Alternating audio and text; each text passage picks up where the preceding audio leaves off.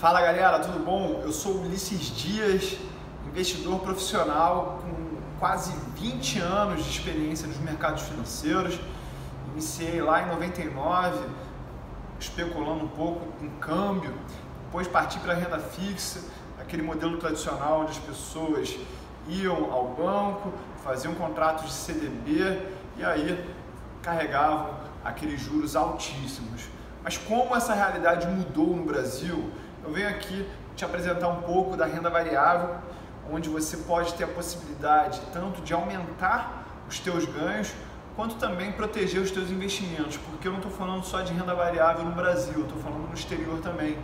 Então, em movimentos especulativos contra a nossa moeda, o real, você pode ter o dólar como um porto seguro se você for um investidor de fundos de investimento com a moeda dólar como referência. Eu vou te dar um exemplo muito claro disso. A gente tem um ETF aqui no mercado brasileiro chamado IVVB11, que ele tenta replicar a performance do índice amplo da Bolsa Americana, o S&P 500, e é cotado em dólar. Então, em momentos de alta volatilidade, como o que a gente tem vivido nas últimas 2 semanas, a gente tem a grande possibilidade de vender o IVVB alto, caro, e eu não estou falando aí em termos de avaliação, e sim um preço mais elevado, e pegar esse recurso e comprar ou em juros pré-fixados no Brasil, juros pós-fixados em renda fixa no Brasil, ou até mesmo fazer um aporte em renda variável. E quando eu estou falando em renda variável, eu não estou falando somente de ações não, eu estou falando de fundos imobiliários, eu estou falando de um mix de ações que no caso é o que eu acredito que pode gerar mais valor em relação ao risco que você vai assumir, e tudo isso fazendo através de técnicas consagradas pelos maiores investidores do mundo, tanto no exterior quanto no Brasil. Vou te dar um exemplo básico disso. Imagina que você tivesse uma carteira com 1/3 em cada um desses 3 ativos que eu vou falar. Primeiro, o BOVA11, que representa o Ibovespa através de um ETF, um fundo que replica o comportamento de ações. A gente botaria outro terço no IVVB11, produto, como eu já expliquei aqui, tenta replicar o índice amplo americano, o S&P 500. E por último, a gente está falando aqui de uma carteira NTNB de renda fixa com um vencimento lá em 2045. Acredito que a partir de uma diversificação simples e básica como essa que eu falei, você pode ter a oportunidade de ter a volatilidade ao seu favor, usando esses momentos de alta no dólar, queda na bolsa, para fazer um rebalanceamento dinâmico. O que eu falo isso? Quando eu estou falando de rebalanceamento dinâmico, eu estou falando de você pegar aqueles ativos que fugiram daquela diversificação inicial, ou seja, 1/3, 33% no portfólio total, e alocar naquele ativo que teve um pior desempenho. Por que a gente tem tanta segurança em fazer isso com esses produtos? Primeiro, como a gente está falando de uma média ampla, no caso do BOVA11 e do IVVB11, esses fundos, essas médias, elas terão a tendência a replicar a economia total daquele país. Ou seja, quando a gente pega o Ibovespa, a gente está falando de por volta das 60 maiores empresas do Brasil. Só que a gente não está dando nomes aos bois aqui. A gente não está falando que a melhor empresa do Brasil vai ser do ramo de petróleo, ou do ramo de finanças, ou do ramo de telefonia. Porque essas coisas nós já vimos que são cíclicas.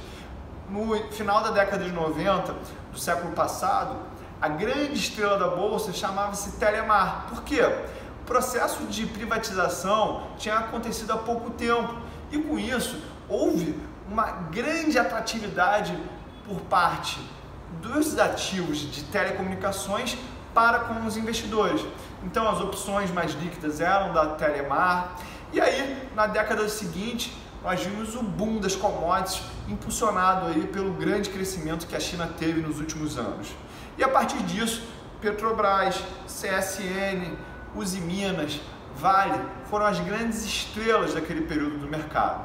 E aí, na década seguinte, tivemos aí a grande universalização, a grande popularização do setor de educação no terceiro grau. A gente está falando aqui das faculdades.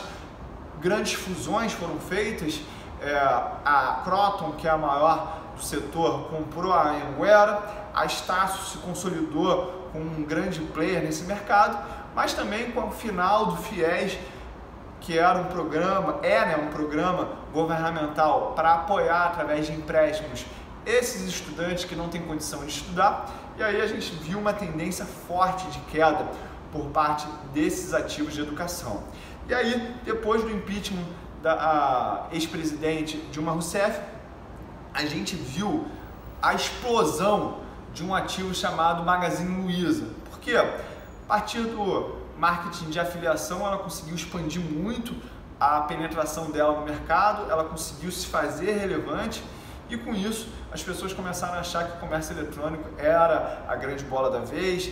A B2W, que é negociada através do código BTOW3, esse BTOW é BTOW3, também multiplicou várias vezes o preço das suas cotações. Então a gente precisa entender que o Ibovespa, de alguma forma, ele capta todo esse movimento que existe entre as empresas. Então, a gente não está falando que hoje em dia a Ambev vai ser a maior e vai continuar sendo a maior no futuro, ou que o Itaú vai sair da liderança aí das maiores empresas do Brasil. A gente só está falando que ao comprar essa média, a gente está exposto aos 60 maiores negócios do Brasil, empresas do Brasil. Quando a gente compra o S&P 500, a gente está falando das 500 maiores empresas dos Estados Unidos, independentemente se é do setor de commodities, se é do setor de tecnologia, do setor de finanças. Então, a partir desse algoritmo formado, que é a base dessas médias, a gente pode ter muita confiança de que o mercado vai ser volátil, ou seja, vai ter momentos de forte alta, momentos de forte baixa, mas a perenidade desse investimento, ela é diferente de uma ação, porque ela, diferentemente de uma ação, não tem apenas um negócio, não tem apenas uma fonte de receita, é um mix de vários negócios, é uma carteira diversificada.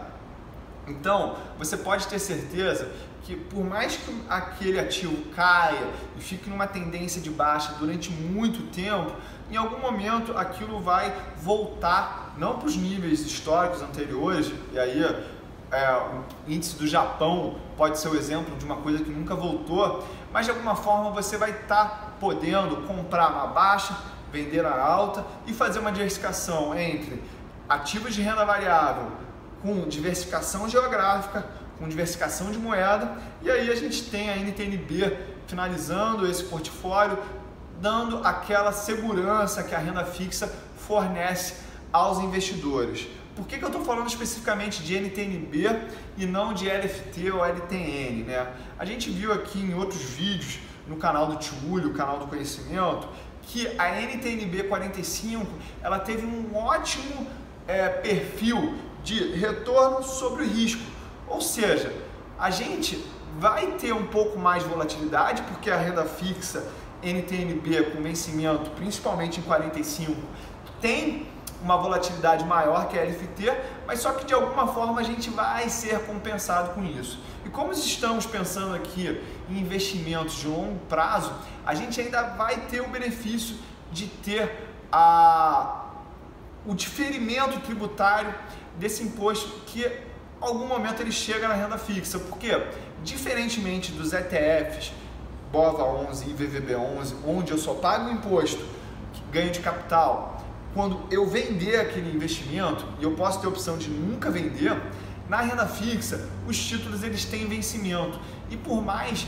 que a gente pense que 2045 está longe, 26 anos aí para frente, alguma hora essa conta vai chegar. Então, a gente alongar esse vencimento é uma maneira da gente contribuir com o diferimento de imposto dessa carteira. E aí você fecha esse conglomerado de ativos, né? Essa carteira, esse portfólio de ativos num único ativo muito mais robusto em termos de risco e com uma volatilidade reduzida. Porque em momentos como esse que a gente está vivendo nas últimas 2 semanas, A gente tem o IVVB subindo, saiu lá de R$112 para 118. O Ibovespa, o BOVA11, saiu lá dos seus R$97, R$98 para R$92, R$93.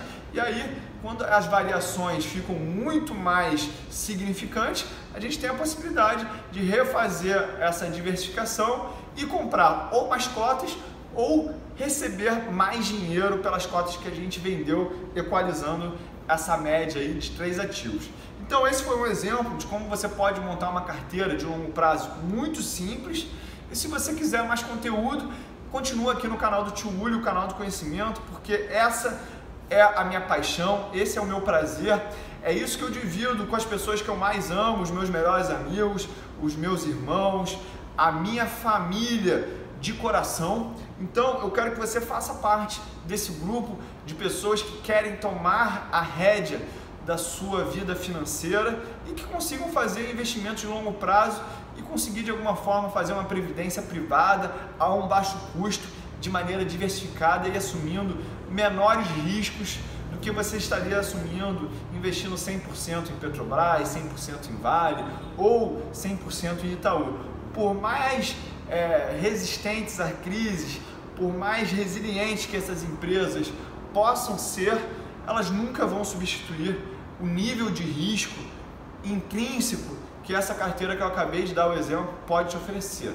Então, galera, beijo grande, é só o começo e te aguardo aqui, no canal do Tio Uli, o canal do conhecimento, onde você se empodera de uma maneira que você pode tomar as rédeas do seu destino financeiro.